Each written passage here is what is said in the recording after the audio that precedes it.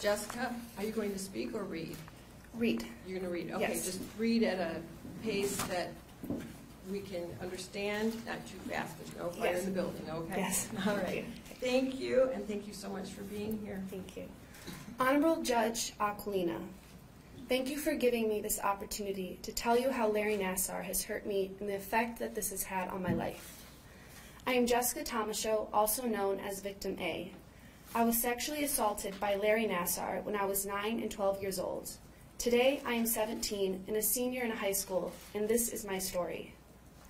My childhood was filled with happiness and love. One of my loves was for gymnastics and for all my teammates in the gym. Gymnastics was a big part of my childhood, and I spent many hours in the gym and at competitions. Though, as you know, with gymnastics, it is a very physically demanding sport and often comes with painful injuries. I remember one of my first injuries, a rib misplacement. This was the first time I heard of Larry Nassar and his reputation. I remember telling my mom that my coaches told me I should see Larry Nassar for my injury, and to my surprise, she knew who he was. She had trained under him when she went to medical school at Michigan State University. One night, my coaches arranged for me to see Nassar after practice to help with my rib injury. Monday nights were when Larry Nassar came to Twist Arms to treat injured team gymnasts.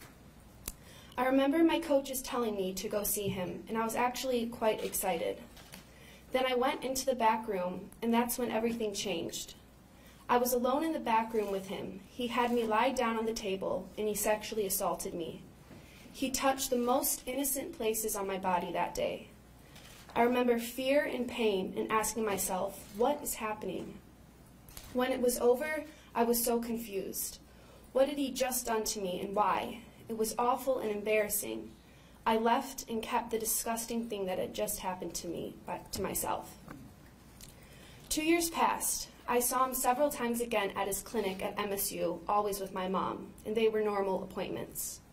Then in 2012 it happened again, right around my 12th birthday. I had a stress fracture in my ankle, and my dad took me to that appointment. Before Nassar assaulted me, we had a great, meaningful conversation about my future.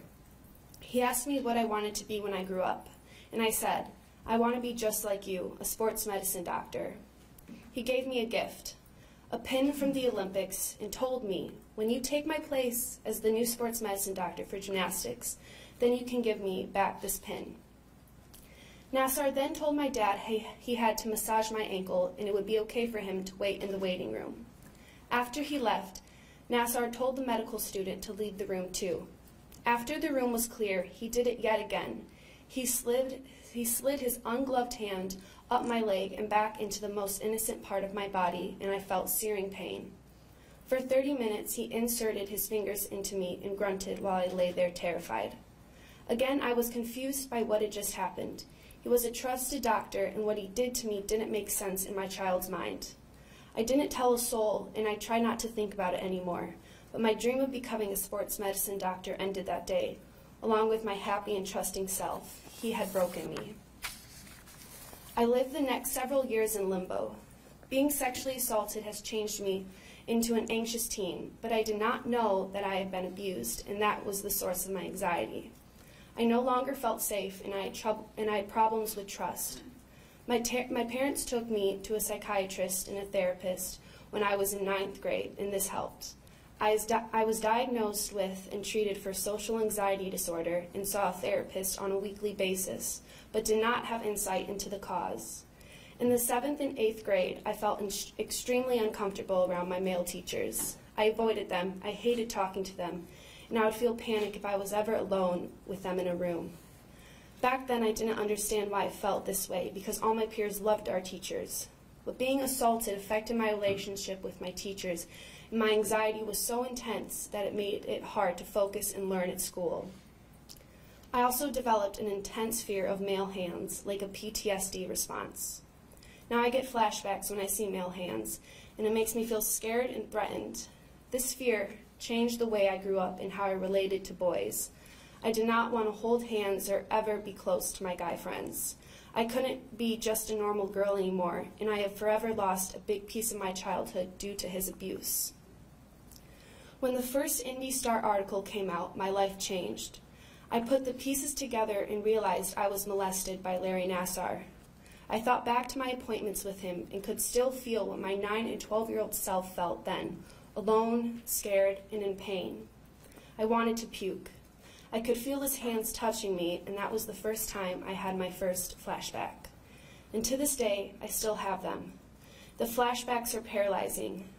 I had one just 2 weeks ago at school and could barely get out of my seat. Thankfully, I was able to stop my brain and went to the office. I cried for an hour, shaking with fear.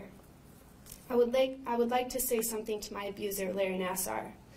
You took advantage of my innocence and trust. You were my doctor, and I trusted you, and you took complete advantage of that. Why?